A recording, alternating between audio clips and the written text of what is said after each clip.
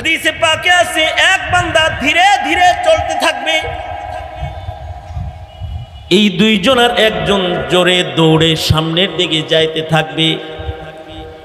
ধীরে ধীরে যে হাঁটতেছে তাকে আল্লাহ তাআলা বলবে, দোজকে যাইতে বললাম তোর সাথের জন দরজার কাছে চলে যায়, আর তুই পিছনে রইছস, আস্তে চলস কেন রে বান্দা?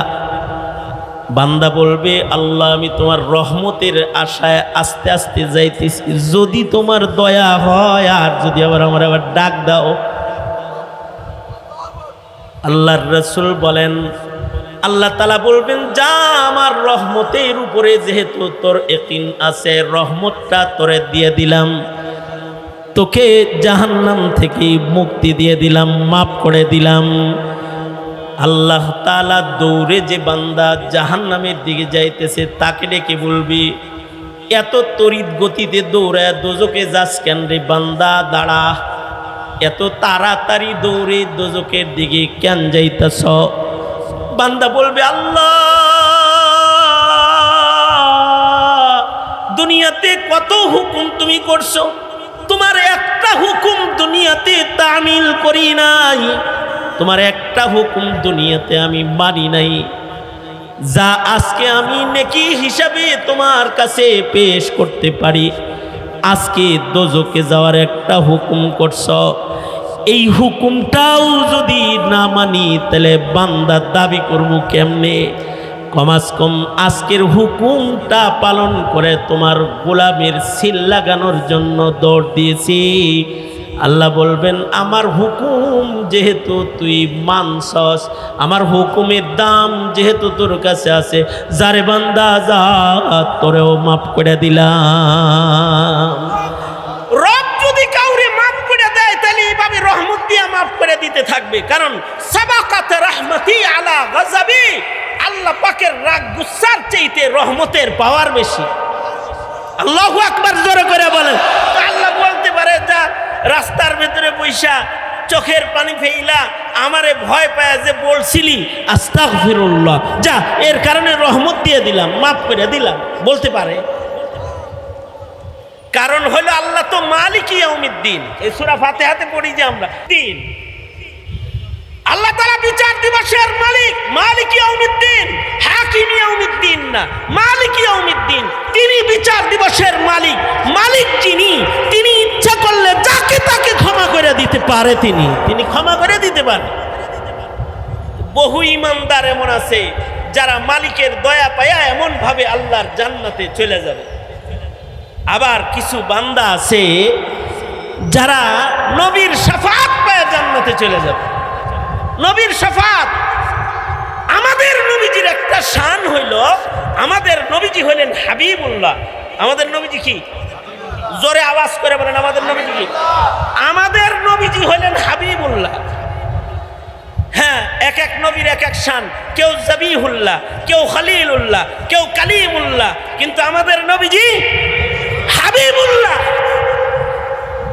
কালিমুল্লাহ তো কথা কয়, দুনিয়াতে কথা বলতে পারবে, যা মনে চায় তাই। তাই কালিম, বেসাখতা সব কথা বলার অধিকার কালিমের আছে। কালিম যা বলতে পারে দুনিয়ার কোন নবীও তা বলতে পারে না। তারা বলে এটা আমাদের শান না, ওটা কালিম হইলে বলতে পারবে। এ কারণে কালিমে আল্লাহর কাছে যায় বলে, আল্লাহ আপনি ঘুমান না কেন, এটাও বলে। ইসরায়েলিরাও এমন কোনো কথা নাই যেটা কালিম বলে না, কালিমুল্লাহ বলে না, সব বলে।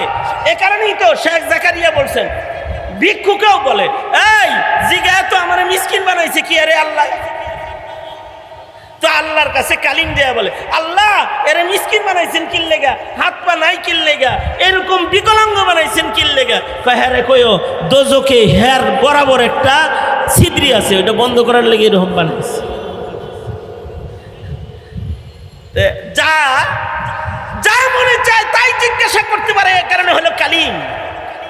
কালিম শুধু কি আল্লাহরে বলে না, কালিম বিধায় আমাদের নবীজিকেও বলে, আমাদের নবীজিকেও বারবার বলছে। যেমন মেরাজের রাত্রিতে আল্লাহর রাসূল যখন 50 ওয়াক্ত নামাজ নিয়ে নিচের দিকে আইতেছেন, উপরে কিন্তু ইব্রাহিম বাবার লগে দেখা হয়েছে, উনি কিছু বলল না, কারণ তিনি খলিলুল্লাহ, কালিমের কাছে আসছে। পরে বলে 2 ওয়াক্ত লয়ে গেছিলাম উম্মত উম্মতের কাছে, হেডাই পড়েন আপনার 50 ওয়াক্ত পড়বো, যান উপরে যান, উপরে যান, কমাই লয়ে আয়েন। এবার পাঠাইতে পাঠাইতে একবার না 9 বার পাঠাইছে। 9 বার পাঠায় যখন 45 ওয়াক্ত কমছে, এবার আসেই 5 ওয়াক্ত। নবীজি এবার 5 ওয়াক্ত নিয়ে আসতেছে। তখনও বাবা ইব্রাহিম কিছু বলে না, কিন্তু কালিমুল্লাহ ছাড়ে না। কালিমুল্লাহ বলে এই 5 ওয়াক্ত পড়তে পারবো না, এটি নিয়ে যান, কমাই লয়ে আসেন। আল্লাহর রাসূল বললেন যতবার গিয়েছি 5 করে আল্লাহ পাক কমাইছে, এই 5 লয়ে যাই, 5ও কাইটা দেখ, পরে খালি হাতে উম্মতের কাছে যাবো, শরম লাগতেছে আমার, আমি এটা নিয়ে যাইগা, আমার উম্মত এটা হক আদায় করবে ইনশাআল্লাহ। এই 5 ওয়াক্ত নিয়ে হাবিব রওনা করলেন। কালিমুল্লাহ কিন্তু তখনও যাইতে বলছে। আল্লাহ পাক হাবিবুল্লাহকে ওই যে খলিলুল্লাহ বলে না কেন? খলিলুল্লাহ বলে না এই জন্য, খলিলুল্লাহ তো আল্লাহর সব হুকুম মেনে নিয়েও আল্লাহকে দোস্ত বানানোর জন্য তৈয়ার। খলিলের ভিতরে আছে নিজে আল্লাহকে পাওয়ার জন্য সব করবে। প্রয়োজনে আগুনে পুড়তে বলে আল্লাহ নিজেকে, তো খলিল বলে আমি আগুনে পুড়তেও রাজি আছি। আল্লাহ খলিলকে বলে সন্তান জব করো, খলিল বলে আমি আমার নিজের সন্তান জবাই করতেও রাজি আছি। আল্লাহ খলিলকে বলে স্ত্রী বিবি মরুভূমিতে রেখে আসো, খলিল বলে আল্লাহ আমি এটাও করতে রাজি আছি। তো খলিলের সামনে 50 ওয়াক্ত লয়ে গেলে খলিল বলবো আমি রাজি আছি। রাজি আছে তো? আরে 50 ওয়াক্ত কিসে, 100 ওয়াক্ত দিলেও করবো, খলিল করবো ঠিক আছে রাজি আছি, কারণ তিনি তো আল্লাহকে পাওয়ার জন্য সব করতে রাজি, এ কারণে খলিলুল্লাহ। কিন্তু হাবিবুল্লাহ হলো আল্লাহর হাবিবকে খুশি করার জন্য আল্লাহ সব করতে রাজি। আল্লাহর হাবিবকে খুশি করার জন্য আল্লাহর হাবিবের গুনাহগার উম্মতকে দোজখ থেকেও বের করতে রাজি। আল্লাহর হাবিবকে খুশি করার জন্য 5 ওয়াক্তের বদলায় 50 ওয়াক্তের সওয়াব দিতে রাজি। ডেকে বলে হাবিবুল্লাহে দিয়েছিলাম আপনার হাতে 50, কিন্তু কমাইতে কমাইতে 5 বানায়া দিলাম। চইলা যাইতেছেন বন্ধু, আপনাকে খুশি করার জন্য ঘোষণা দিয়ে দিচ্ছি, শুনে যান, খুশির ঘোষণাটা নিয়ে যান। নিয়ে যাইতেছেন 5, কিন্তু উম্মত আদায় করলে 5 সওয়াব নয়, 50 ওয়াক্ত নামাজ পড়ার সওয়াব আমি আপনার উম্মতের দান করব। হাবিবুল্লাহর হাতে যেটা দিছি এটাকে কমান যায় না, এটা পুরাই রাখবো। আদায় করবে 5, কিন্তু সওয়াব দেব 50। আমাদের নবীজি তো শুধু মানুষের জন্যই নবী না, আমাদের নবীজি তো নবী রহমাতুল্লিল আলামিন। নবীজিকে তো আল্লাহ তাআলা গোটা আলামিনের জন্য রহমত করে জমিনে পাঠিয়েছেন। আল্লাহ পাকের রুবুবিয়ত যেখানে যেখানে আছে, আমাদের নবীর নবুয়ত সেখানে সেখানে আছে। जहाँ तक है रुबूबियत खुदा की, वहाँ तक है नबूवत मुस्तफ़ा की। जहाँ तक है रुबूबियत खुदा की, वहाँ तक है नबूवत मुस्तफ़ा की। আমাদের নবীজির নবুয়তটা তো শুধু মানুষের উপরে না, কুল কায়নাতের জন্য রহমত, নবী রহমত। আমাদের নবীজি এ মাসে দুনিয়ায় আসছেন। নবীজির আগমনে শুধু মানুষ খুশি হয়েছে এমন না, নবীজির আগমনের খুশি পৃথিবীর শ্রেষ্ঠ খুশি। নবীজির আগমনে মানুষ যেমন খুশি হয়েছে, ফেরেশতারাও শ্রেষ্ঠ খুশি হয়েছে। এটা যেমন মানুষের জন্য খুশির, এটা তেমন গাছপালার জন্যও খুশির, আসমান জমিনের জন্যও খুশির, আগুন পানি সবাই খুশি হয়েছে। সকল মাখলুকের জন্য এটা সর্বোচ্চ খুশির একটা মুহূর্ত, যেই মুহূর্তে আগমন করেছেন মদিনার মরদুলা মুহাম্মাদুর রাসূলুল্লাহ সাল্লাল্লাহু আলাইহি ওয়াসাল্লাম। এ কারণে নবীজির আগমনে খুশি খালি মানুষ প্রকাশ করে নাই, খুশি আগুনেও প্রকাশ করেছে। শত সহস্র বছর ব্যাপী প্রজ্বলিত পারস্যের অগ্নিকুণ্ডলী, যেটা সকল শক্তি ব্যবহার করেও নিভানোর ক্ষমতা কারোর হইতেছিল না। একদিক দিয়ে নবীজি আগমন করেছেন, আর এক দিক দিয়ে খুশিতে আগুন একাই নিভে গেছে। নবীজির আগমন, মুহাম্মদুর রাসূলুল্লাহ সাল্লাল্লাহু আলাইহি সাল্লামের আগমনের খুশি, এটা পৃথিবীর শ্রেষ্ঠ খুশি। তবে এই খুশিকে ঈদ হিসেবে উদযাপন করা, এটার অনুমোদন শরীয়তে ইসলাম দেয় নাই। কারণ শরীয়তে ইসলামে জন্মদিন পালন করা অথবা মৃত্যু দিবস শোক উদযাপন করে মৃত্যু দিবস পালন করা, দিবস পালনের সংস্কৃতিকে শরীয়তে ইসলাম সমর্থন করে না। এটা আল্লাহ পাকের পছন্দ না। যদি পছন্দ হইতো তাহলে সব নবীদের জন্মের তারিখ তাদের উম্মতেরা জমিনে স্বর্ণাক্ষরে লিখে রাখত। এ কারণেই মুহাম্মদুর রাসূলুল্লাহ সাল্লাল্লাহু আলাইহি ওয়াসাল্লামের জন্ম রবিউল আউয়ালে, এটা ঠিক, কিন্তু কোন তারিখে যে নবীজির জন্ম হয়েছে এ নিয়ে মতবিরোধ রয়েছে। হ্যাঁ, প্রসিদ্ধ আছে যে 12ই রবিউল আউয়ালে নবীজি জন্মগ্রহণ করেছেন। তবে মুআররিখিন মুহাক্কিকিন যারা বিজ্ঞ অভিজ্ঞ, তারিখ সম্পর্কে জ্ঞান যাদের আছে, তাদের বক্তব্য হইল যে নবীজির জন্ম হয়েছে 9 রবিউল আউয়াল। ওনারা বলেন নবীজির জন্মের তারিখ 9 তারিখ, মশহুর আছে 12 তারিখ। তারিখ যেটাই হোক, 9 তারিখ হোক অথবা 12 তারিখ হোক, উম্মতের জন্য নবীর জন্মদিন পালন করার কোনো নির্দেশনা আল্লাহর পক্ষ থেকে নাই। এটা ইসলামে নাই, এটা আল্লাহ পাকের পছন্দ না। বরঞ্চ কেউ যদি এটা নিজের থেকে নিজে কোনো ইবাদত বানিয়ে উদযাপন করে, এটা হবে শরীয়তে ইসলামের মুখালেফ এক সিদ্ধান্ত এবং সুস্পষ্ট বিদআত। কারণ ইসলামে ঈদ দুইটাই, তৃতীয় কোনো ঈদের অবস্থান ইসলামে। এছাড়াও সাধারণ আকলও বলে জন্মদিবস পালন করবেন অথবা মৃত্যু দিবস পালন করবেন, এই পালনের রীতিনীতি যদি জমিনে চালু হয় তাইলে জন্মদিন আর মৃত্যুদিন পালন করতে করতে অন্য কোনো কাজ করার সময় পাবেন না। স্বাধীনতার পর থেকে বাংলাদেশের যত নেতা জন্মাইছে সবার জন্মদিনে যদি একদিন করে ছুটি দেয় আর কেক কাটে, আর সবার মৃত্যুদিনে যদি একদিন করে ছুটি দেয় আর শোক কাটায়, তাতে বাংলাদেশে 365 দিনে কাজের কোনো তারিখ আর বাকি থাকবে? স্বাধীনতার পূর্বের থেকে যদি হিসাব করে তাহলে তো ঘন্টাই তালাশ করে পাইতো না খাওয়া দাওয়া করা। শরীয়তে ইসলামে জন্মদিন পালন করার বিধানও নাই, মৃত্যু দিবস পালন করার বিধানও নাই। এগুলো কাফের মুশরিকেরা পালন করে, সেই রীতি নীতি সেগুলো অনুসরণ করে আজকে মুসলমানরা শুধু জন্মদিন বার্থডে পালন করে তা না, তারা ম্যারেজ ডেও পালন করে, বিবাহ বার্ষিকী। এখনকার বাবা মার বিয়া এটা বাচ্চারাও খায়, কেমনে ছোটটা খায় আর কি, আসলটা তো পায় নাই। জন্মের পরে দেখে যে ম্যারেজ ডের আয়োজন হয়েছে, বাবার বিবাহ বার্ষিকী উদযাপিত হচ্ছে, তো মা বাবারে আবার দুলা আর দুলহান সাজায়া আবার সন্তানেরা বাপ মার বিয়ার অনুষ্ঠান দেখে।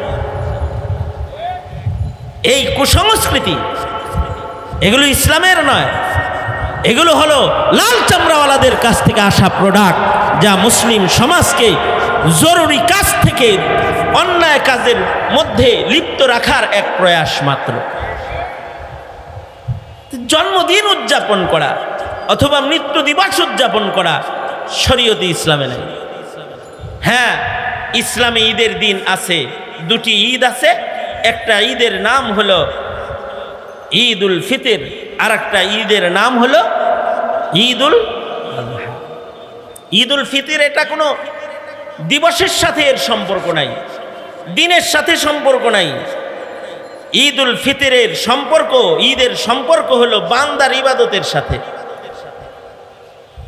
বান্দা যে পুরা একটা মাস আল্লাহর হুকুমে আল্লাহর নির্ধারিত সময়ে খাবার খেলো আর সারা দিন আল্লাহকে সন্তুষ্ট করার জন্য সংযম করলো, সারাদিন লম্বা সময় না খেয়ে থেকে সিয়াম সাধনার আমল করে আবার রবের হুকুমে বান্দা মাগরিবের আজান হলে রবের নির্দেশে ইফতার করলো, রাতের বেলায় নামাজ পড়লো, কিয়ামুল লাইল করলো, তারাবি আদায় করলো, গোটা রোজার মাস জিক্র আজকার ইবাদত আর বন্দিগির ভেতরে কাটায় যে বান্দা একটা মাস ব্যাপী রবের নৈকট্য অর্জনের সাধনার একটা মহৎ আমল বান্দা যে আঞ্জাম দিতে পারল, এই ইবাদতের খুশিতে বান্দা শাওয়ালের চাঁদ উদয় হয়ে গেলে ঈদ উদযাপন করবে। এটা আল্লাহর বিধান। এই ঈদটা কোনো দিনের সাথে শাওয়ালের তারিখের সাথে সম্পর্ক নয়, বরঞ্চ ঈদটা হলো বান্দার রোজা শেষ হওয়ার সাথে সম্পর্ক। অর্থাৎ এতদিন রোজা করেছো, এখন একটু তোমরা খুশি করো।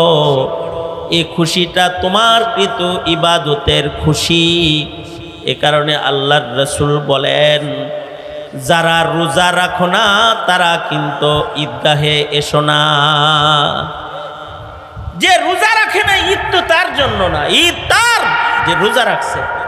তার মানে ঈদের সম্পর্ক শাওয়ালের 1 তারিখের সাথে না, ঈদের সম্পর্ক হলো কৃত রোজার মাসের ইবাদতের সাথে, ঠিক কিনা? এটা একটা ঈদ। আর আরেকটা ঈদ হলো ঈদুল আযহা। এইটার সম্পর্ক শরীয়তে ইসলামের গুরুত্বপূর্ণ একটি ইবাদত, পঞ্চস্তম্ভের একটি স্তম্ভ নামাজ, রোজা, হজ, যাকাত। এই যে 4টা বড় বড় ইবাদত আছে, তার ভেতরে সবচেয়ে কঠিন ইবাদত হলো হজ্জে বাইতুল্লাহ। আইম্মায়ে মুজতাহিদিন সবাই একমত। কেউ যদি মান্নত মানে, হে আল্লাহ আমার যদি অমুক কাজটা সমাধা হয় তাইলে আমি তোমার নির্ধারিত ইবাদতের সবচেয়ে কঠিন ইবাদত আঞ্জাম দিব, তাহলে মুফতিরা সবাই একমত যে ইবাদতের নাম নিয়ে সবচেয়ে কঠিন ইবাদত করব। এই মান্নত কেউ মানলে তার উপরে হজ ফরজ হয়ে যাবে, হজ ওয়াজিব হয়ে যাবে। এবার এই হজ আদায় করে তার মান্নত পুরা করতে হবে, কারণ হজের চাইতে কঠিন ইবাদত শরীয়তে ইসলামে আর নাই। শুধু কঠিন ইবাদত না, আফজাল ইবাদত। কপাল লাগে খোদার দাওয়াত পাইতে হয় বান্দা হইয়া। যতক্ষণ পর্যন্ত আল্লাহর দাওয়াত কেউ না পায় ততক্ষণ পর্যন্ত আরাফার দস্তরখান তার নসিব হয় না। যে আল্লাহর পক্ষ থেকে দাওয়াত পাওয়া যায় সে দস্তরখানটা পাওয়া যায়, আর যে হজ করে লয় তো তার সব গুনাহ মাফ হয়ে যায়। লাইসা লাহুল জাযাউ ইল্লাল জান্নাহ, এর একটাই প্রতিদান আছে, সেটা হলো আল্লাহ পাকের জান্নাত। এত বড় কঠিন ইবাদতটা আমির ফকির, নিগ্র কালো সাদা লাল, আরব আজম দূর দারাজ থেকে গিয়ে পায়দল সওয়ারিতে অথবা উড়োজাহাজে চতুর্দিক থেকে একত্রিত হয়ে যে হজ্জে বাইতুল্লাহর মতো কঠিন ইবাদত মুসলিম মিল্লাত আঞ্জাম দিতে পারল, এইটার একটা খুশি আছে। 9 তারিখে হজ শেষ হয়েছে, এবার 10 তারিখে কুরবানি করো, ঈদ উদযাপন করো। ইয়াউমুন নাহরে এবার তোমরা কুরবানি করে ওই হজ ইবাদতের সাথে রিলেটেড তোমরাও সারা দুনিয়া থেকে আইয়ামুত তাশরিকের মাধ্যমে হাজিদের তাকবীরের সাথে নিজেকে মিল করেছো। এবার তোমাদেরও তাকবীরে তাশরিক চললো, যে এই যে তোমরা যে ওই কাফেলার সাথে যোগদান করলে, তোমরা এবার কুরবানির আমলেও তাদের সাথে যোগদান করে ঈদ উদযাপন করো। মনে রাখতে হবে কুরবানি কিন্তু ইব্রাহিম আলাইহিস সালামের সুন্নাত, সুন্নাতু আবিনা ইব্রাহিম, ইব্রাহিম আলাইহিস সালাতু ওয়াস সালামের সুন্নাত এটা। কিন্তু ইব্রাহিম আলাইহিস সালাতু ওয়াস সালাম এই কুরবানি যে 10 তারিখে করছেন, 11 তারিখে করছেন, জিলহজের 12 তারিখে করছেন, এইটা ইতিহাসের কোনো জায়গায় লেখা নাই যে উনি কুরবানি কয় তারিখে করছেন। হ্যাঁ, কুরবানি করে নৈকট্য অর্জন করেছেন আমাদের বাবা ইব্রাহিম। আমরা কুরবানির এই ঈদটা কখন করব? আল্লাহ পাক বলে হজ যেহেতু করছো, ইবাদত শেষ করার পরে এইবার তোমরা এই ইবাদতের সাথে সারা দুনিয়ায় কুরবানির আমল করো।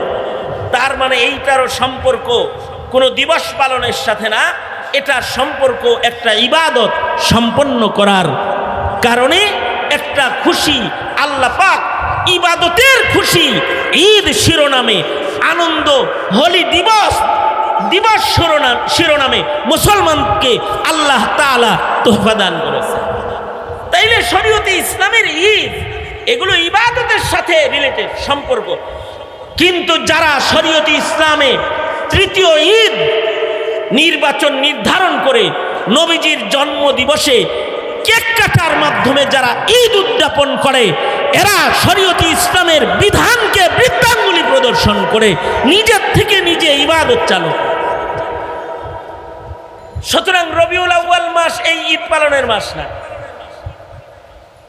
রবিউল আউয়াল মাস যেমন নবীর আগমনের মাস, রবিউল আউয়াল মাস তেমন নবীজির বিদায়ের মাস। এই রবিউল আউয়ালের 12 তারিখে সাইয়্যিদুল মুরসালিন রহমাতুল্লিল আলামিন মুহাম্মাদুর রাসূলুল্লাহ সাল্লাল্লাহু আলাইহি ওয়াসাল্লাম এই পৃথিবীর থেকে পর্দা ফরমায়েছেন, বিদায় নিয়ে বরজখে চলে গেছেন। নবীজির জন্ম যেমন শ্রেষ্ঠ আনন্দের, নবীজির বিদায়টাও এরকম শ্রেষ্ঠ ব্যথার। কারণ আমার নবীর চাইতে বড় নিয়ামত আর হয় না। এ মাসে নবীজি নামক শ্রেষ্ঠ নিয়ামত যেমন আমরা পেয়েছি, এ মাসেই আবার এই নিয়ামত আমাদের থেকে পর্দা করে বরজখের সফর করেছে। এই মাসের সাথে নবীজির তিরোধানের সম্পর্ক, এটা বিদায়েরও মাস। জন্ম মৃত্যু একই মাসে নবীর আমাদেরকে স্মরণ করায় দিয়ে মহান রব্বুল আলামিন নবীজির গোটা জিন্দিগি জন্ম থেকে মৃত্যু পর্যন্ত উম্মার কাছে স্মরণ করায়। তার মানে শুধু জন্মের স্মরণ নয়, শুধু মৃত্যুর স্মরণ নয়, সিরাতুন নবীর স্মরণ করে নিজেকে গঠন করো। জন্ম থেকে মৃত্যু পর্যন্ত গোটা হায়াতটাকেই স্মরণ করো, আর এই গোটা হায়াতকেই তোমরা অনুকরণ করো। কেক কাটা মোহাব্বতের না। নবীজি বলেন, আমার মোহাব্বত যদি প্রকাশ করতে চাও তাহলে কেক কাইটা মোহাব্বত প্রকাশ করবা না। মোহাব্বত প্রকাশ করার আরো কোনো তরিকাও আছে যা নবী শিক্ষা দিয়েছে। নবীজি সাল্লাল্লাহু আলাইহি ওয়াসাল্লামের মোহাব্বত তো ঈমান। এই মোহাব্বত যদি প্রকাশ কেউ না করে তাহলে তো তার ঈমানই কামেল হবে না। আর নবীজির সাথে তো মোহাব্বতের সম্পর্ক করতেই হবে, কারণ নবীজির শাফাআত ছাড়া জান্নাতে যাওয়ার আশা করাও তো যায় না। কারণ আমাদের যে টুটা ফাটা ইবাদত, এই দিয়ে আমরা জান্নাতে চলে যাব এমন আশা আমাদের জন্য করা মানায় না। আরে আবু বকর উমরই নিজের ইবাদত দিয়ে জান্নাতে যাওয়ার আশা করে নাই, আর সলিমুদ্দি কলিমুদ্দি খালিদ সেবুল্লাহ মহিউদ্দিন আর জাকারিয়া আমরা আমাদের ইবাদত দিয়ে জান্নাতে চলে যাব। বিষয়টা তো এত সস্তা না, তো এত সস্তা না তো জান্নাত। हर गफलत ये तेरी हस्ती नहीं, हर गफलत ये तेरी हस्ती नहीं, देखे जन्नत इस कदर सस्ती नहीं, राह गुजर दुनिया ये बस्ती नहीं, जाए आयशो इशरतो मस्ती नहीं, जाए आयशो इशरतो मस्ती नहीं, हर गफलत ये तेरी हस्ती नहीं, देखे जन्नत इस कदर सस्ती नहीं, राह गुजर दुनिया ये बस्ती नहीं, जाए आयशो इशरतो मस्ती नहीं। दुनियार हायाते मस्ती कइरा আর মনে যা চায় তাই কইরা জান্নাত কামনা কইরা খোদার জান্নাতের দরজা পর্যন্ত পৌঁছা সম্ভব না। জান্নাতে যাইতে সাধনার জিন্দেগি লাগে, আর জান্নাতে যাইতে আল্লাহ পাকের রহমত লাগবে। ইবাদত দিয়েও জান্নাতে যেতে পারবে না। বেরিয়া ইবাদত নিয়ে দাঁড়াবে ময়দানে মাহশারে, ইবাদত দিয়ে জান্নাতে যেতে পারবে না। বুখারীর রওয়ায়াত, আল্লাহর রহমত দিয়েই তার জান্নাতে যাইতে হবে। হ্যাঁ, আবার ইবাদত নাই কিন্তু আল্লাহ দয়া করে ফেলছে, আল্লাহ দয়া করলে জান্নাত পেয়ে যাবে। এবার প্রশ্ন হলো, খোদা যে কার পরে দয়া করবে? তবে অবশ্যই দয়াটা যাকে তাকে করবে না, যে দয়ার উপযুক্ত তাকে দয়া করেই ফেলবে। যদি তখন সে গুনাহগার হয় তাও তারে বলবে যা মাফ করে দিলাম। হাদিসে পাকে আজব আজব রেওয়ায়াত আছে। এক রেওয়ায়াতে আছে বান্দার নেকি নাই, খালি গুনাহ। আল্লাহ পাক তারে বলবে এদিকে আয়, তোর গুনাহগুলো সামনে নিয়ে আল্লাহ পাক বান্দার গুনাহ শুরু করবে। আচ্ছা, কাহার আর জালাল মালিক যদি গুনাহ শুরু করে তাইলে কি বোঝা যায়? জান্নাতে যাইতেছে না দোজখে যাইতেছে? গুনাহ গুনতেছে কে? খোদ আল্লাহ নিজে গুনাহ গুনতেছে। এটা করস নাই গুনাহ? হ্যাঁ করছি। এটা করস নাই? করছি। এটা করস নাই? করছি। গুনাহ গুনবে, গুনা বলবে মাসাল তো মাসালান, আমি এর একটু তাশরিহ সহ বলতেছি। বলবে ঠিক আছে, বাহাদুর শাহ পার্কের মাহফিলে যে কাউন্সিলর তওবা করছিলি না, এটা আমার কাছে পছন্দ লেগে গেছে। যা, তোর এই গুনাহগুলাকে নেকি দিয়া পাল্টায়া দুনিয়াতে সত্তার হিসাবে তোর গুনাহ যেমন ঢেকে রেখেছিলাম, হাসরে আজকেও তোর গুনাহ ঢেকে রেখে যা, তোকে মাফ করে দিলাম, জান্নাত দিয়ে দিলাম, জাগা যা। কোন মুহাদ্দিসরা এই হাদিসকে হাদিসে মুসালসাল বিযহকের ভেতরে আনছেন। কারণ কি? কারণ হইল বান্দা তখন আল্লাহরে বলবে কি, আল্লাহ সব গুনাহ হয় নাই তো। মানে বান্দা বলবে আল্লাহ আরো কিছু গুনাহ আছে যেটি আপনি গুনেন নাই। মানে হ্যার চিন্তা হইল যেগুলা গুনছে এগুলা যেহেতু নেকি বানায় আমারে মাফ করে দিছে, বাকিগুলাও যদি গুনে তাইলে তো নেকি সংখ্যা বাড়ে, তাহলে মর্যাদা একটু বাইরে যায় না? বান্দা বলবে কি, আল্লাহ সবগুলা গুনছেন না, আর কিছু বাদ আছে, এটিও গুনাল্লাহ। আর এক রিওয়ায়াতে আছে দুই বান্দাকে আল্লাহ তাআলা বলবে, এই তোদের গুনাহ নাই, তোদের ইবাদত নাই, খালি গুনাহ কর, যা দোজখে চলে যা, জাহান্নামে যা। দুনো বান্দা জাহান্নামের দিকে রওনা করবে। হাদিসে পাকে আছে এক বান্দা ধীরে ধীরে চলতে থাকবে, এই দুইজনের একজন জোরে দৌড়ে সামনের দিকে যাইতে থাকবে।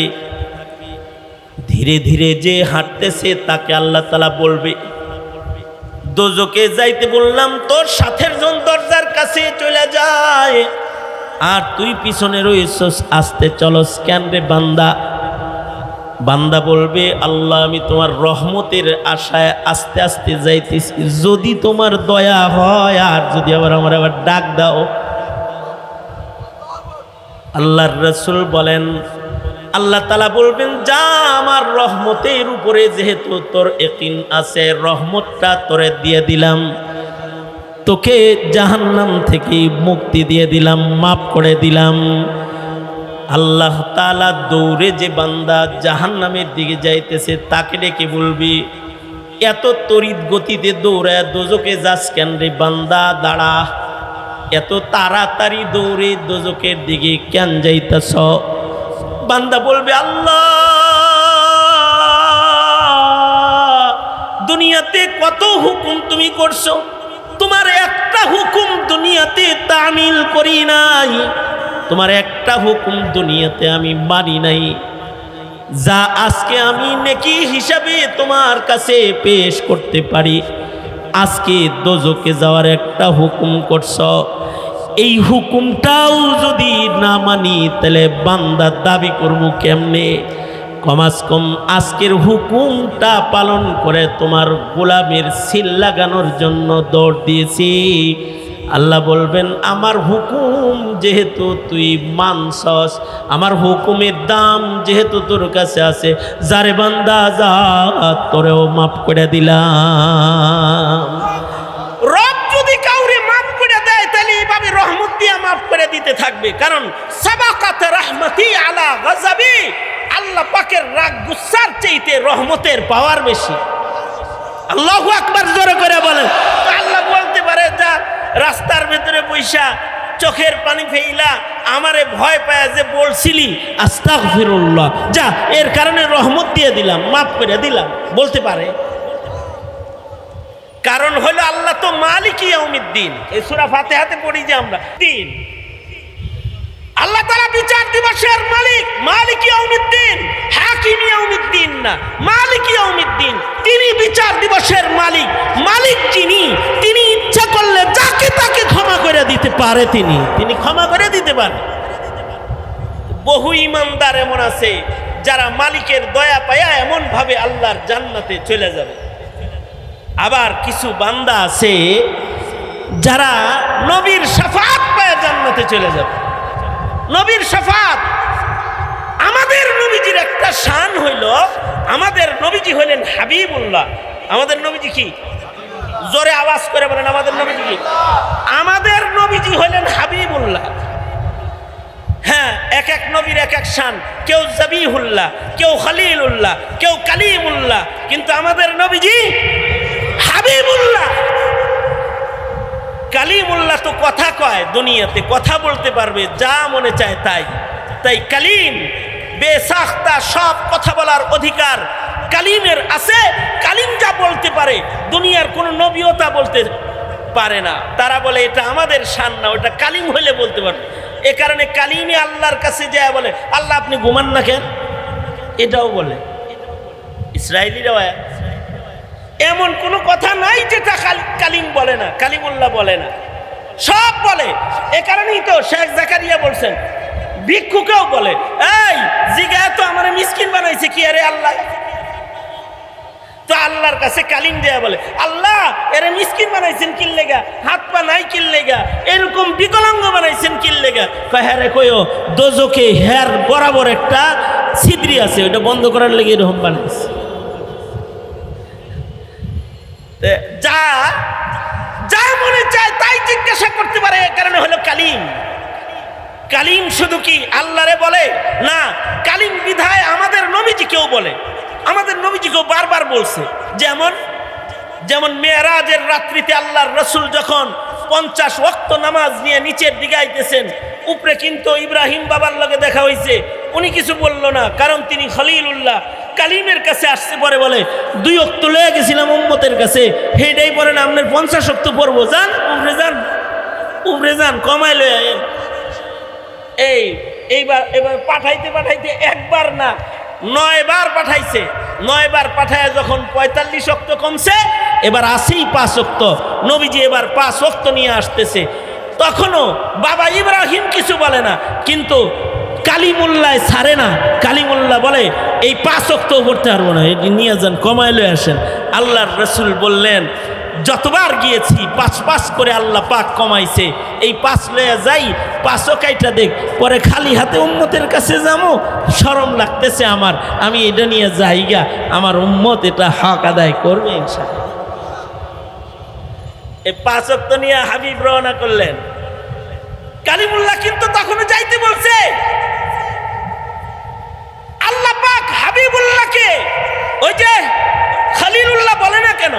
খলিলুল্লাহ বলে না এজন্য, খলিলুল্লাহ তো আল্লাহর সব হুকুম মেনে নিয়েও আল্লাহকে দোস্ত বানানোর জন্য তৈয়ার। খলিলের ভিতরে আছে নিজে আল্লাহকে পাওয়ার জন্য সব করবে।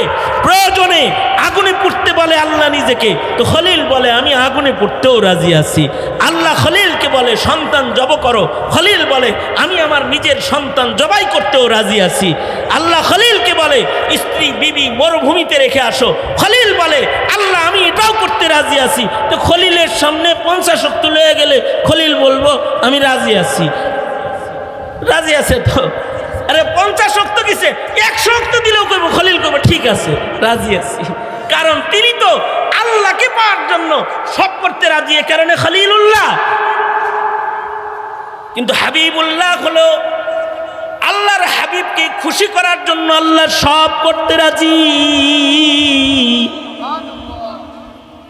আল্লাহর হাবিবকে খুশি করার জন্য আল্লাহর হাবিবের গুনাহগার উম্মতকে দোজখ থেকেও বের করতে রাজি। আল্লাহর হাবিবকে খুশি করার জন্য 5 ওয়াক্তের বদলায় 50 ওয়াক্তের সওয়াব দিতে রাজি। ডেকে বলে হাবিবুল্লাহে দিয়েছিলাম আপনার হাতে 50, কিন্তু কমাইতে কমাইতে 5 বানায়া দিলাম। চইলা যাইতেছেন বন্ধু, আপনাকে খুশি করার জন্য ঘোষণা দিয়ে দিচ্ছি, শুনে যান।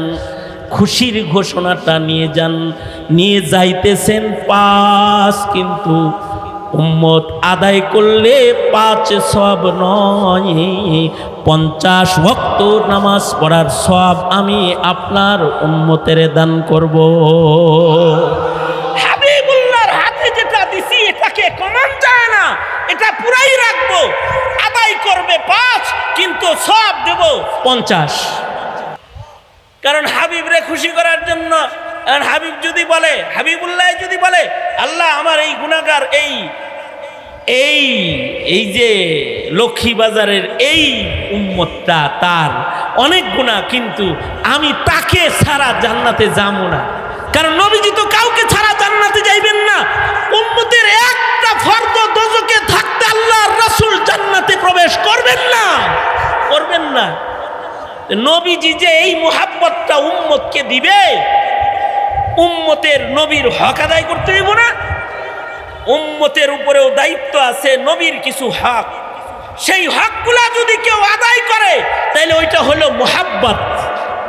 আর ওই মুহাব্বত যারা আদায় করবে তাদের নসিবে জুটবে কাউসার ও শাফাআত। আল্লাহর রাসূল তাদেরকে কাউসারও পান করাইবেন, আল্লাহর রাসূল তাদেরকে শাফাআত করে জাহান্নাম থেকে বের করে জান্নাতের দরজায় নিয়ে পৌঁছায় দিয়ে আসবেন। আল্লাহু আকবার কাবীর। এখন প্রশ্ন হলো, আল্লাহর রাসূলের হক কি আমরা আদায় করি? আল্লাহর রাসূলের হক কি 12 রবিউল আউয়ালে কেক কাটা? এই কথা কন, খালি মুখ দিয়া বললে হবে না। হাত তোলেন, এমনে বলেন। আল্লাহর রাসূলের হক কি 12 রবিউল আউয়ালে কেক কাটা? আল্লাহর রাসূলের হক কি 12 রবিউল আউয়ালে র্যালি করা? আল্লাহর রাসূলের হক কি নবীজির নামে একটু মিষ্টি বিতরণ করা? আল্লাহর রাসূলের হক কি নবীর নামে একটা মাহফিল করে আশিকে রাসূল হয়ে যাওয়া? আল্লাহর রাসূলের আর কোনো হক নাই। আল্লাহর রাসূলের তো হক আছে। তুমি তোমার ছেলের হক আদায় করলে, মেয়ের হক আদায় করলে, বিবির হক আদায় করলে, নেতার হক আদায় করলে, দলের হক আদায় করলে, ধর্মের হক নাই কি? চান্দু কথা কও না কে? ধর্মের হক নাই? দলের হক আদায় করলে, নেতার হক আদায় করলে, নবীর হক নাই? যারা আওয়াজ করে বলেন নবীর হক নাই। নবীরও তো হক আছে। নবীর হক কি তুমি আদায় করেছো? নবীজির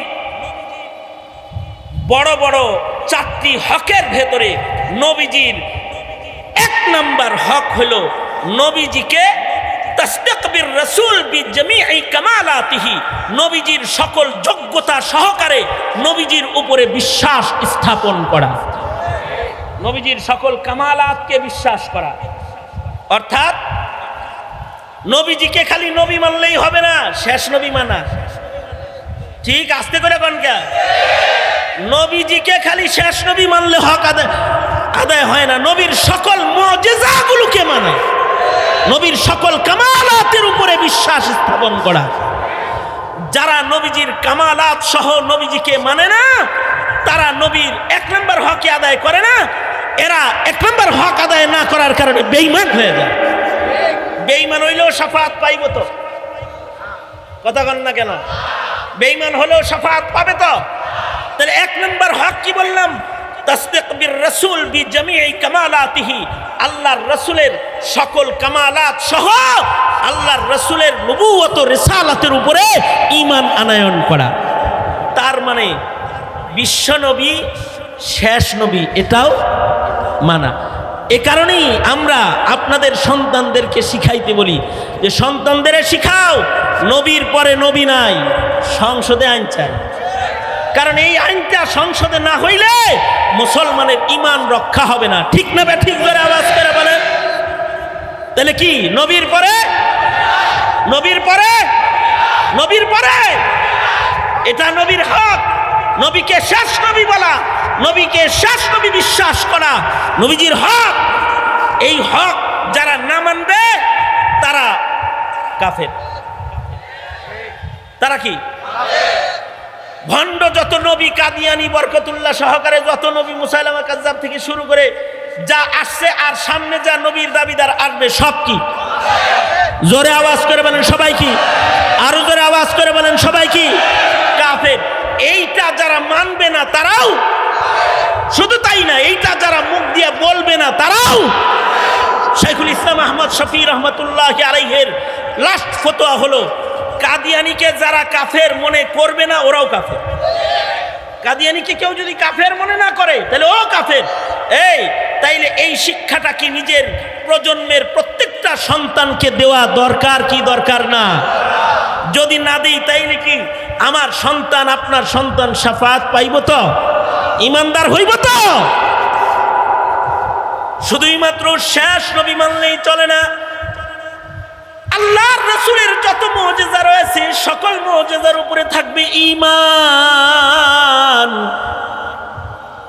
নবীজিকে নবী মানে কিন্তু ওয়ানশাক্কাল কামার, আল্লাহর রাসূলের আঙ্গুলের দাম বুঝে না। আরে নবীর দাম শুধু না, নবীর আঙ্গুলের দাম যারা বোঝে না তারাও ইমানদার না, তারাও নবীর শাফাত পাবে না। নবীর আঙ্গুলের একটা দাম আছে। নবীজির আঙ্গুলের দাম হলো, নবীজি ইশারা করলে পরে আকাশের চাঁদ দুই টুকরা হয়ে যায়। নবীজির বড় মুজিজার একটা মুজিজা, জমিনে বসে নিজের চোখে চাঁদের খণ্ড দাগ না দেখেও প্রতিটা মুসলমানকে বিশ্বাস স্থাপন করতে হবে হৃদয়ে মুহাম্মাদুর রাসূলুল্লাহ সাল্লাল্লাহু আলাইহি ওয়াসাল্লামের এই মুজিজা বড় হক যে তার আঙ্গুলির ইশারায় আকাশের চাঁদ দুই টুকরা হয়ে গেছে। যদি কেউ না মানে সে ইমানদার থাকে না। নবীজির কামাল যেগুলো আছে তার ভেতরে শ্রেষ্ঠ হলো নবীজির মেরাজ। আল্লাহর রাসূলের মেরাজ যদি কেউ না মানে সে ইমানদার থাকে না, সে ইমানদার থাকে না। নাস্তিক মুরতাদ বেঈমানদের পিছনে চলে চলে যারা রাসূলের মুজিজাকে অবিশ্বাস করে, এগুলো মুসলিম ঘরে জন্ম নেওয়ার পরেও এগুলো হয়ে যায় বেঈমান।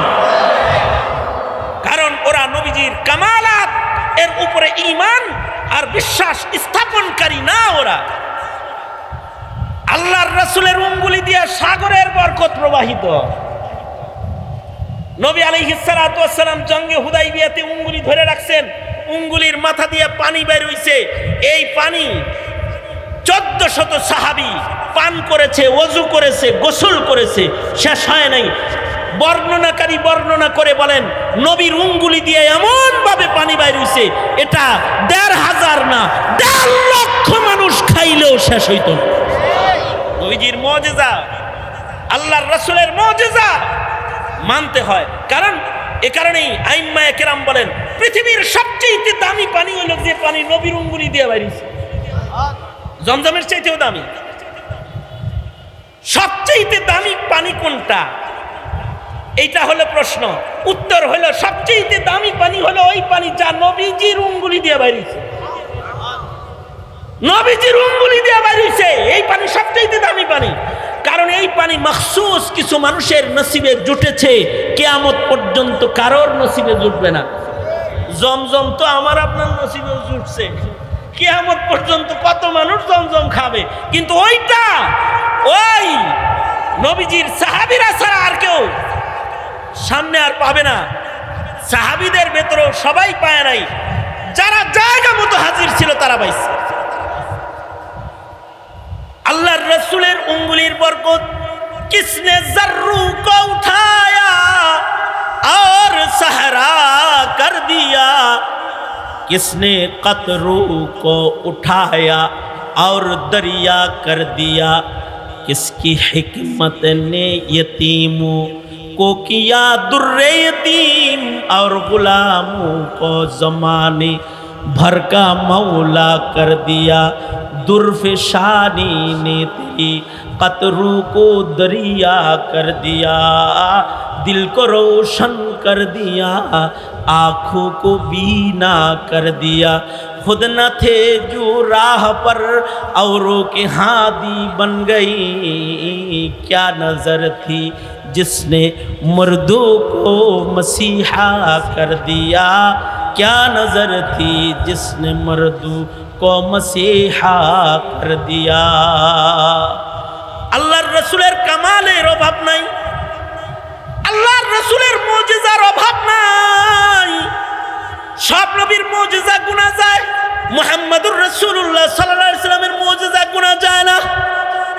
इंतखाबे दफ्तरे तकवीने आलम जाती बरतरज आयाते जुमला अंबिया आयाते बरतरज आयाते जुमला अंबिया आयाते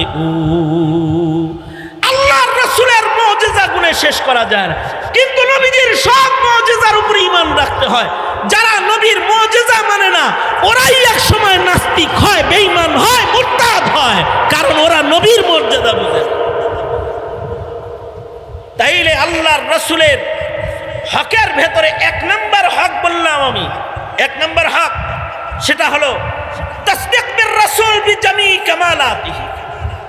নবীজিকে, নবীজির সর্বোচ্চ সম্মান সহ নবীজির রিসালাতের উপরে ঈমান ও বিশ্বাস স্থাপন করা। যদি এই ঈমানটা যদি নিজের প্রজন্মকে শিখাইতে ব্যর্থ হয় তখন প্রজন্ম বেঈমান হয়।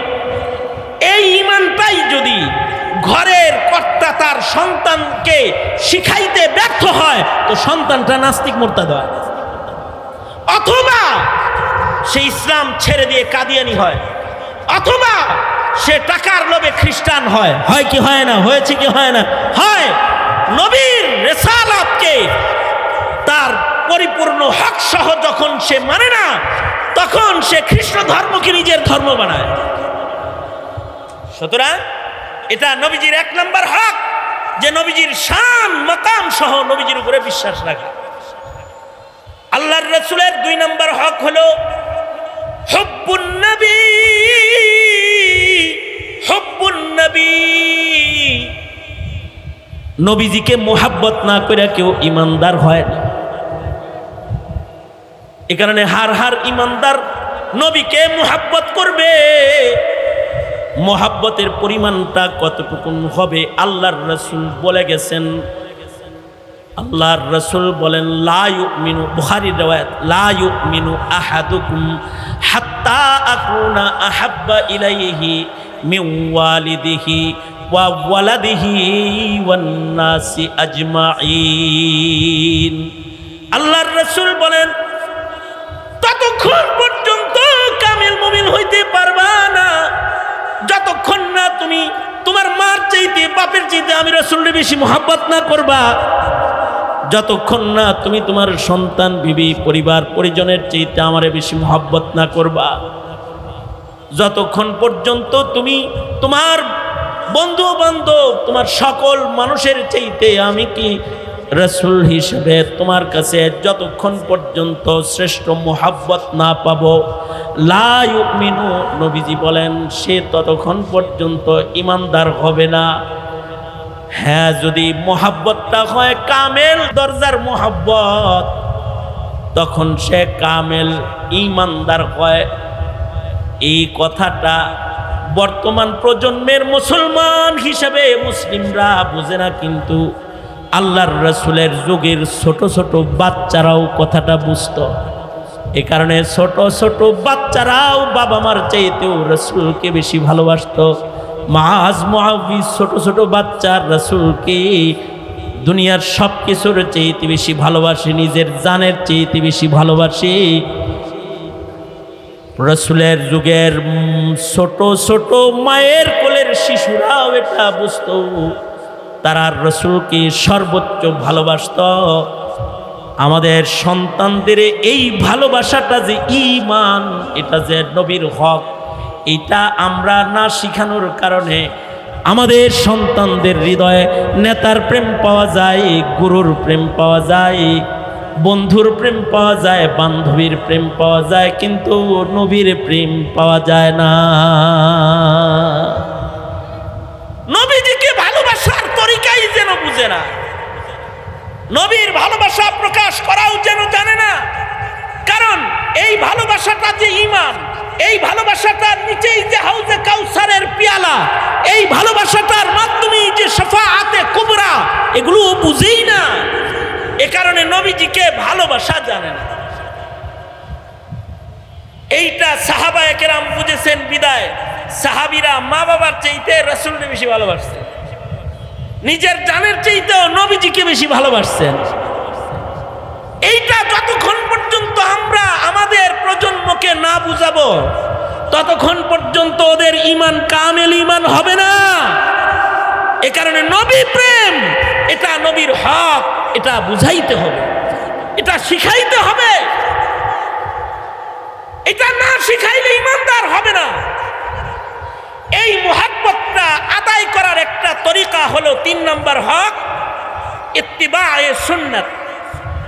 আল্লাহর রাসূল বলেন, তোমরা কেউ আমার প্রেমিক হতে চাও, তাহলে মান আহাব্বা সুন্নতি ফাকাদ আহাব্বানি ওয়া মান আহাব্বানি কানা মাই ফিল জান্নাহ। কেউ যদি আমার সুন্নতের আমলের হক আদায় করে, তাইলে রাসূল বলে এইটা আমার মুহাব্বত, আর এই মুহাব্বত প্রকাশকারী আমার লগে আল্লাহর জান্নাতে থাকবে। সুবহানাল্লাহ জোরে করে বলে। মানে সুন্নত মানলে পরে নবীজির সাথে জান্নাতে থাকা যাবে।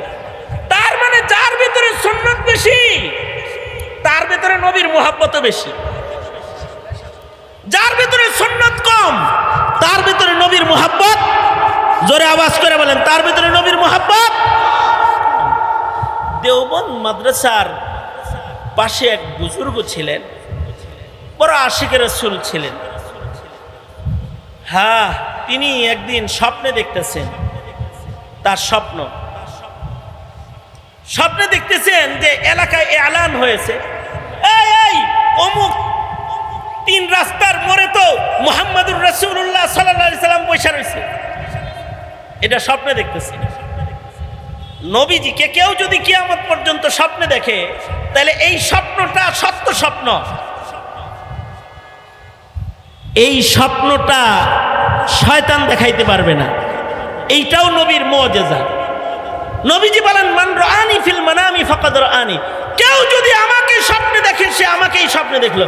কারণ আমার আকৃতি ধারণ করে শয়তান আমার উম্মতকে গুমরাহ করতে পারবে না। এটা আল্লাহর রাসূল সাল্লাল্লাহু আলাইহি ওয়াসাল্লামকে স্বপ্নে দেখলে সেজন্য আল্লাহর রাসূলকে দেখলো। তবে হ্যাঁ, কখনো কখনো বান্দার আমল যেমন হয়, তার স্বপ্ন এরকম হয়। এক লোক রাসূলের স্বপ্নে দেখছে, কিন্তু রাসূলের দাড়ি নাই। এটা দেখে তো হে খুশি হয়ে গেছে, কারণ হের দাড়ি নাই। কি স্যার হইছেন কেমিয়া? কারে স্বপ্নে দেখছে? হ্যাঁ, নবীরে স্বপ্নে দেখছে, কিন্তু স্বপ্নে দেখে নবীজির কি নাই। ও তো দেখে খুশি হয়ে গেছে, হায় হায় আমারও দাড়ি নাই, আমার নবীরও দাড়ি নাই, আলহামদুলিল্লাহ।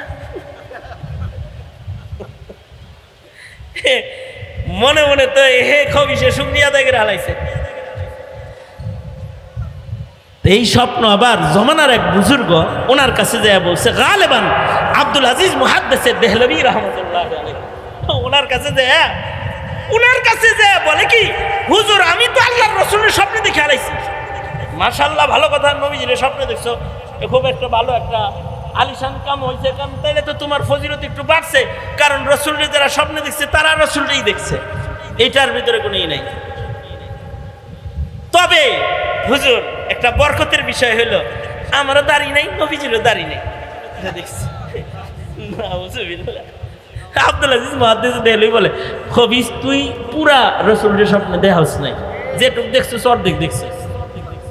কারণ হইল, তুই যেমন অর্ধেক প্রেমিক, তোর সাথে অর্ধেক দেখা দিছে। তুই পুরা প্রেমিক না দেখা তোর লগে পুরা দেখা দেয় নাই, যা সর, এগুলো আমাদের কাছে বলিস না, তারাই দিচ্ছে। আমাদের আরেকজন বড় বুজুর্গ ছিলেন, শেখ ইজ্জুদ্দিন ইবনে সালাম রহমাতুল্লাহ আলাইহি। 500 হিজরির পরের মানুষ ছিলেন ইজ্জুদ্দিন ইবনে সালাম। তিনি বাগদাদ জামে মসজিদে বুখারী শরীফ পড়াইতেন। বাগদাদ জামে মসজিদ। ইজ্জুদ্দিন ইবনে সালাম এক মানে আজব মেধার আলেমে দ্বীনের নাম ইজ্জুদ্দিন ইবনে সালাম রহমাতুল্লাহ আলাইহি। ওনার মেধা কেমন? উনার কাছে এক মহিলা আইসা বলে, এই আমার পরের মেহমান আসছে, হ্যাঁ আমি বলতে থাকবো, হ্যাঁ আরে নিয়ে আয়, আমি কত বলবো। আচ্ছা আমি বলতে থাকি, নিয়ে আসেন তাড়াতাড়ি, আইলেই আমার খুচাখাচি দিয়েন যাইছে। এর ফাঁক পর্যন্ত এই মানে কিছু বলতে থাকি আর কি। ইজ্জুদ্দিন ইবনে সালাম রহমাতুল্লাহ আলাইহি, এই দোনো হাত উপরে তোলেন তো। এই উলামায়ে কেরাম যে মাহফিলটা করছে, খুশি হয়েছেন না নারাজ হয়েছে? কিছু মাসআলা শিখানোর জন্য মাহফিলটার আয়োজন হয়েছে, শুধু ওয়াজ শিখানোর জন্য না। 12ই রবিউল আউয়ালে কেক কাটা গ্রুপের পক্ষে থাকবেন? হাত নামান। আবার কিছু ওয়াদা পরে করাইতেছি। কারা কারা ঘুমাইছেন হাত তোলেন তো দেখি। ওই একজনও ঘুমান নাই? মাশাআল্লাহ, আল্লাহ কবুল করুক, আমিন বলেন। আবার এক হাত তোলেন। আমি মাইকের আওয়াজ চেক করতেছি, পিছনেও শুনেন কিনা এটা দেখতেছি। নাড়াচাড়া দেন তো দেখি। দুনো হাত তোলেন। আচ্ছা এবার জবান খুলেন, জোরে আওয়াজ করে বলেন সুবহানাল্লাহ, জোরে বলেন আলহামদুলিল্লাহ, জোরে বলেন আল্লাহু আকবার।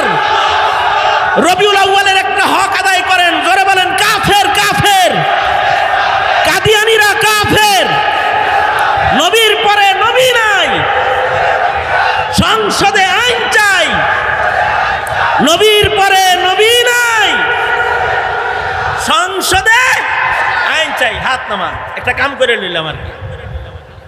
আমি তো বলি কি জানেন, আমি একটা কথা বলি, আমি যেখানে মাহফিলে যাই এই কথাগুলো শাইখুল ইসলাম রহমতুল্লাহ আলাইহি আমাকে মাথায় হাত দিয়ে বইলে দিছিল যে এইগুলা কইস, এগুলা তোর ওয়াজ, আমার শিখাই দিছে মাথায় হাত দিয়া।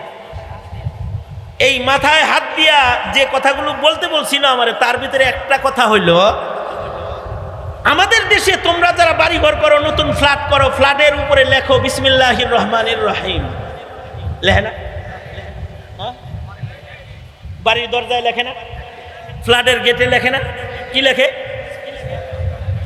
অথবা এক পাশে মোহাম্মদ আর এক পাশে আল্লাহ লেখে না? শাইখুল ইসলাম বলছে সবাইরে শিখাইয়া দিবা, যেই নতুন বাড়ি করবে সে যেন তার বাড়িতে একেবারে পাথর খচিত লেখায় লিখে দেয়, এক পাশে লিখবে কাফের কাফের, আর এক পাশে লিখবে কাদিয়ানীরা কাফের। যেই বাপ এই আমল কইরা যাবে, তার এই বাড়ি যতদিন থাকবে, তার নাতি পুতি 14 গোষ্ঠী তারা জানবে কাদিয়ানীরা কাফের। তাহলে মুখে বললে হয়? এ কাগজে লিখলে হয়? এটা দরজায় দরজায় লিখতে হয়, পাতায় পাতায় লিখে দিতে হয় কাদিয়ানীরা কাফের।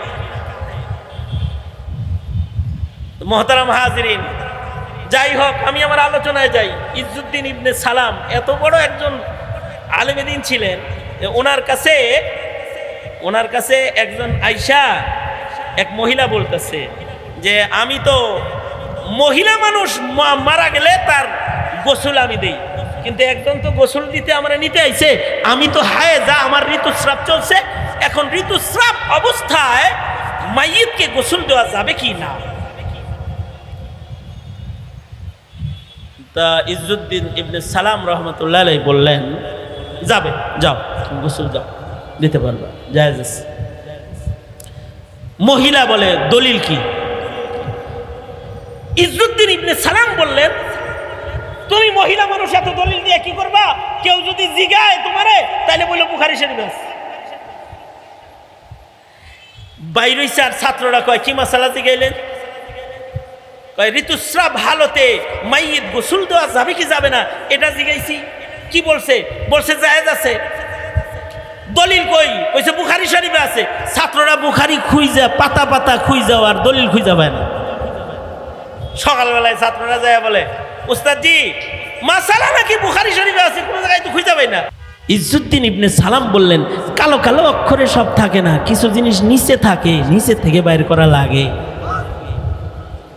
তোমরা যারা ইন্টারনেট আর গুগল দিয়া কোরআন আর হাদিসের কালো কালো অক্ষরের তর্জমা দিয়াই দিন বুঝা ফেলতে চাও, এত সোজা না। মনে রাখবা ফাসআলু আহলা যিকরি ইন কুনতুম লা তা'লামুনা বিল বাইয়িনাতি ওয়াজ জুবুর। যতক্ষণ পর্যন্ত অভিজ্ঞ আলেমের কাছে না যাইবা দ্বীনের হাকিকত তোমার কাছে স্পষ্ট হবে না, হবে না স্পষ্ট। ইজ্জুদ্দিন ইবনে সালাম বললেন, জিনিসটা তো বুখারী শরীফে আছে কিন্তু কালা কালা অক্ষরের ভিতরে নাই, একটু নিচে আছে। একটু নিচে কি? ওই যে আল্লাহর রাসূল সাল্লাল্লাহু আলাইহি ওয়াসাল্লাম মসজিদে ইতিকাফ করতেছেন আর জানালা দিয়া নিজের সার মুবারক ঘরের ভেতরে হুজরায় আয়েশায় ঢুকায় দিছেন, আর আম্মাজান আয়েশা সিদ্দিকা ঋতুস্রাব হালতে নবীর সার মুবারককে ধুইয়া দিতেছেন। সাইয়্যিদুল মুরসালিন নবীর মাথা যদি ঋতুস্রাব অবস্থায় ধন যায়, তোর বাড়ির মাইয়িত কি নবীজির মাথার চাইতে বেশি দামি হয়ে গেছে যে এটারে ধোয়া যাইব না? ওই কথাটার নিচে এই কথাটা লুকায় রয়েছে। অনেক বড় এক আলিম দ্বীন ছিলেন ইজ্জুদ্দিন ইবনে সালাম রহমাতুল্লাহ আলাইহি। তো এই 500 হিজরির পরের মানুষ ছিলেন। উনার যুগে এক লোক স্বপ্নে দেখছে। স্বপ্নে দেখে কি যে আল্লাহর রাসূল ওনাকে বলতেছে ইশরিবিল খামার, মদ খাও।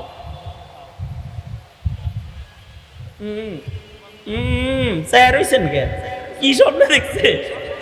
হ্যাঁ, স্বপ্নে দেখছে ইশরিবিল খামার, মদ খাও, এটা স্বপ্নে দেখছে। এখন তার মনে প্রশ্ন হইল, যে রসুলরে স্বপ্নে দেখে হে তো রসুলরেই দেখছে, নবী যেহেতু মদ খাইতে কইছে, তাহলে কি মদ কি আসলে হারাম নাকি আবার এটা হালালো? কিছু কিছু খাওয়ার অভ্যাস ছিল হয়তো বা, কথার কথা কইতেছি আর। উনি ঠান্ডায় পড়ে গেছে, আলেমদের কাছে গেছে, যা বলে আমি তো স্বপ্নে দেখছি নবীজি আমারে বলতেছি ইশরিবিল খামার, মদ খাও। আলেমরা সবাই কয় তোমার কানে সমস্যা আছে।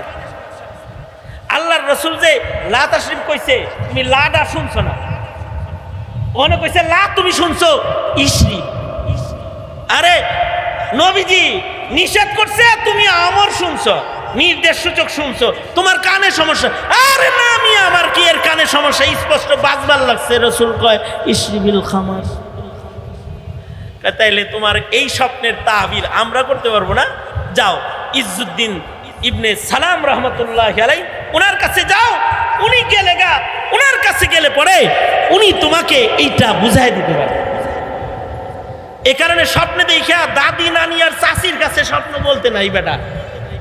স্বপ্ন দেই এই বউয়ের কাছে যায়, এই দেখছি তোমার বউ কি ঘোড়ার ডিম করবে। তাবির, তাবির করার জন্য, মুআব্বির হওয়ার জন্য তো তাবির রুইয়ার উপরে যথেষ্ট নলেজ ও লেখাপড়া তার থাকতে হয়, তারপরে তাবির হয়।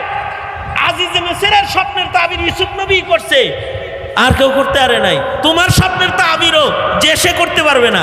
স্বপ্নের অবশ্যই হাকিকত রয়েছে, তাবির পর্যন্ত পৌঁছতে অভিজ্ঞ আলেমী দ্বীনের দরকার।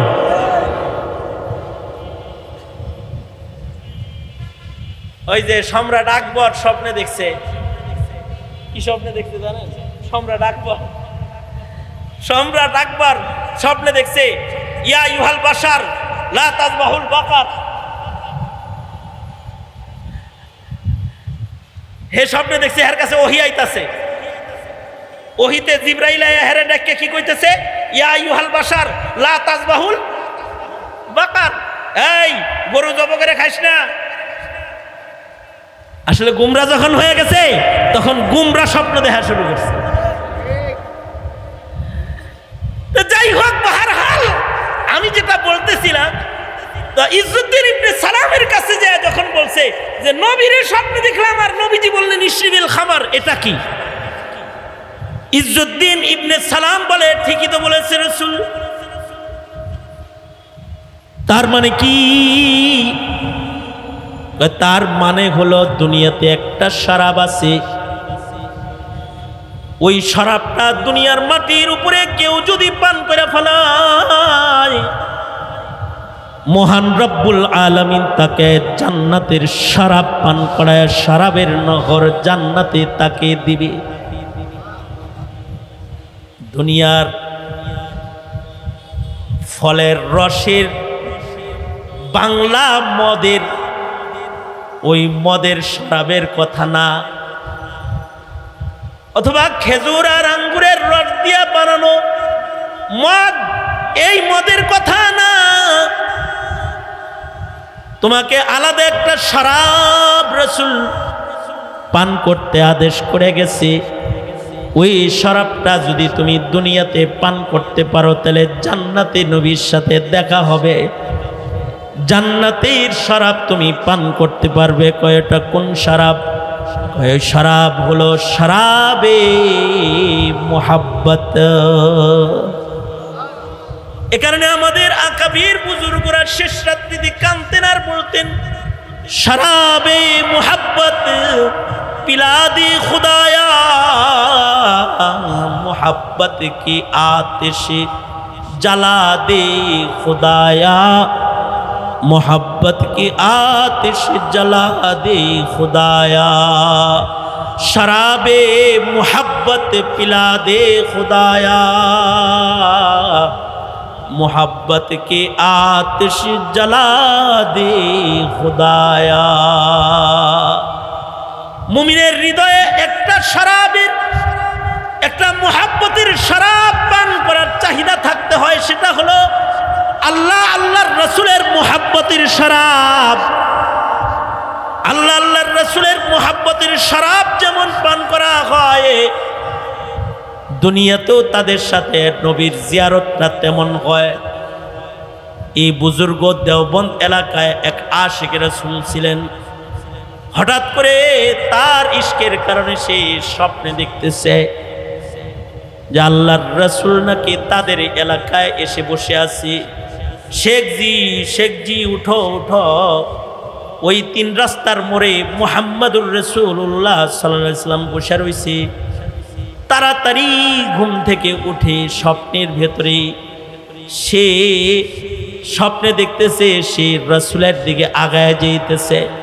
রাস্তায় যাওয়ার পরে দেখা হয়েছে কাসিমুল উলুমি ওয়াল খায়রাত কাসিম নানুতবি রহমাতুল্লাহি আলাইহির সাথে।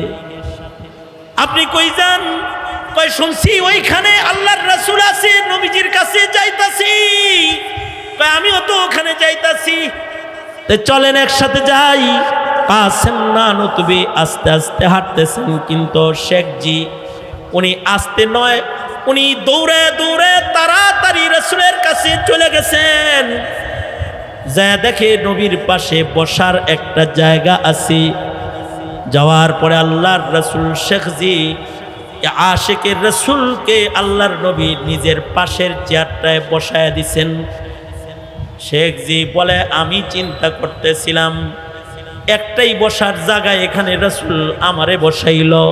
কাসেম নানুতবি যে আসতেছে, কাসেম নানুতবি তেলে কই বসবে, দেখি কি হয়। কিছু সময় পরে কাসেম নানুতবি আস্তে আস্তে হাঁটতে হাঁটতে নবীজির কাছে আসলে আল্লাহর রাসূল কাসিমুল উলুমি ওয়াল খায়রাত কাসেম নানুতবি রহমাতুল্লাহি আলাইহি টান দিয়া নিজের বুকে লইয়া নিজের কোলের ভেতরে কাসেম নানুতবিকে আল্লাহর রাসূল বসায় দিলেন। শেখজি আশিক রাসূল বলে, ওগো আল্লাহর নবী, দৌড়ায় আগে আইলাম, পাশে বসার জায়গা পাইলাম।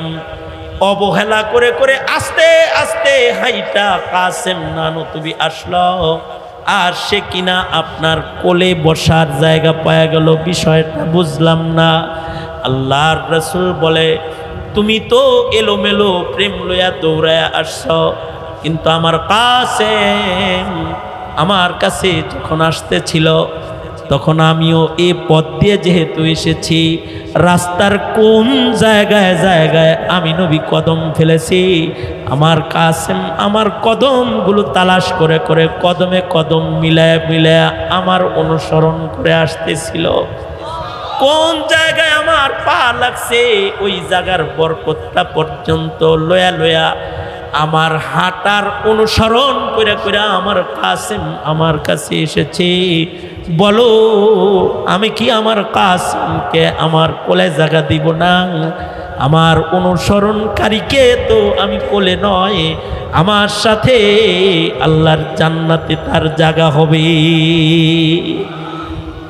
আল্লাহর রাসূল বলেন, কালা রাসূলুল্লাহি সাল্লাল্লাহু আলাইহি ওয়াসাল্লাম, মান আহাব্বা সুন্নতি ফাকাদ আহাব্বানি ওয়ামান আহাব্বানি কানা মাই ফিল জান্নাহ, যে আল্লাহর রাসূলকে সুন্নতের মাধ্যমে ভালোবাসবে সে নবীর একটা হক আদায় করলো, সে নবীর সাথে জান্নাতে থাকবে।